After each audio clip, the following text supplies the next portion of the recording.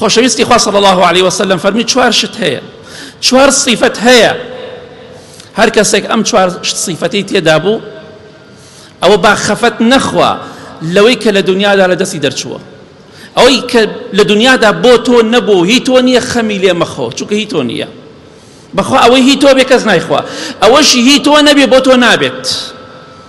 دومیان پێغەمبەری خوا فەرمی صلی الله علیه وسلم والصدق حدیث، ئینسان ڕازگۆ بێت، لە کڕین فرۆشتنە ڕازگۆ بێ، لەگەڵ دراوسێ و خزما ڕازگۆ بێ، لەگەڵ ماڵ و مناڵی خۆیان ڕازگۆ بێ، لەگەڵ خزم و برادەر و دراوسێدا ڕازگۆ بێت.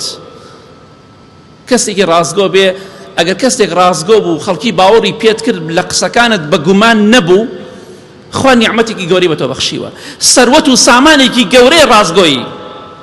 خەڵکی وا هەیە هەتا ئێوارە قسە بکە کەس باوەڕی پێ ناکا کە هەزار سوێنیش بخوا، خەڵکیش هەیە سوێنیش نەخوات، هەموو کەسێ باوەڕی بە قسەکانی هەیە، کەواتە ڕازگۆیی یەکێکە لە صیفەتە گەورەکان و جوانەکانی پێغەمبەران سەلامی خوایە لەسەر بێت.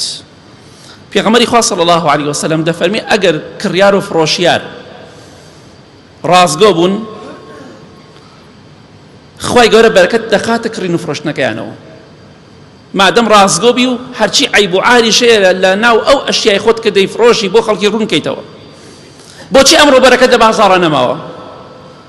چونکە ئەوەیە کابران ڕازگۆ نییە لەگەڵتە، ئەڵێ سوێن بەخوا 1000 دینار پێداوە بەڵام 500 ناری پێداوە، سوێن ئەخوا، غەش ئەکا، فێڵ ئەکا، سوێنی درۆ ئەخوا، خیانەت ئەکا، بەس بۆ میراتەکەی تۆزە زیاد کە، میراتەکەیت زیاد کە، بەس هەمووتان لە منەوە تا ئاخر نەفەتان هەموو خەریکی میراتی کۆکردنەوەی.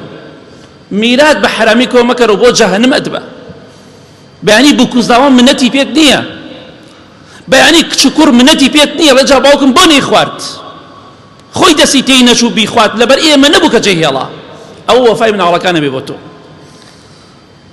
بەداخەوە دەبینیت ئەمڕۆ ڕازگۆیی کەم بۆ، دەبینی لە کەناڵەکان لە ڕاگەیاندنەکان ڕیکلام بۆ هەندێک شت ئەکرێ، بۆ هەندێک خواردن و شت لە ڕاستیە 150 ڕاست نییە.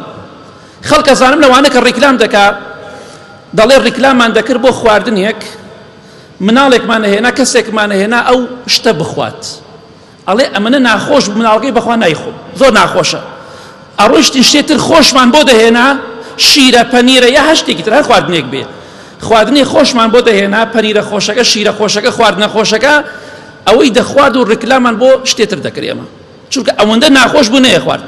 ئێ معقولە ئەڵێ ئەگەر ئەم خواردنە بخۆی بۆ کەس بدەرەوە دیوار بچێتەوە دیوە، شتی وا بێت؟ ڕازگۆیی کە نەما بەرەکەت نامێنێت. جا بۆیە ئەگە تۆ خاوەنی ڕازگۆیی بووی، تۆ نیعمەتێکی گەورەت بەسەرەوەی خوا پێتی بەخشیوە. ئیمامی ئەبوو حەنیفە ڕەحمەتی خوای لێبێ تاجر بوو، بازرگان بوو. گوێ بگرن ئەو کەسانی کە کڕین و فرۆشتن دەکەن لە هەر جێگایەکن، لە میرات کۆکردنەوەدا غەش مەکەن، لە میرات کۆکردنەوەدا درۆ مەکەن، سوێنی درۆ مەخۆن، فێڵ مەکەن، ڕازگۆ بن.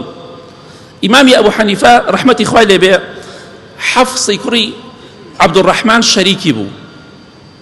ئیمامی ئەبوو حەنیفە ئیشی کوتاڵی دەکرد، پۆشاک، هەندێک کوتاڵ و پۆشاکی بۆ هات، فەرمووی ئەی حەفز، ئەو پارچە قماشەوە ئەوە ئاگادار بە عیبی تایە، ئەگەر فرۆشتت خەڵکەیە پارەی کەمتر پێیە، حەزەکە شتێک بکڕێ عیبدار بێ، پێی بڵێ ئەوە عیبەکانێتی، عیبەکانت دەبیت نەچێ پێی بڵێ. حەفز ڕەحمەتی خوای لێبێ دەڵێ شتەکەم فرۆشت، قەدەری خوا بیرم چوو بڵێم ئەو جلوبەرگە خەلەلێکی تایە، ئەو قماشە.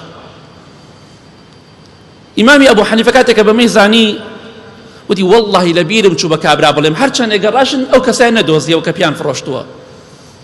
ئیمامی ئەبوو حەنیفە فەرمووی بای چەندێکە ئەوە کە فرۆشتوتە، هەموو پۆشاکەکە و خێرەکەی و مایەکەشی هەمووی کرد بە خێر.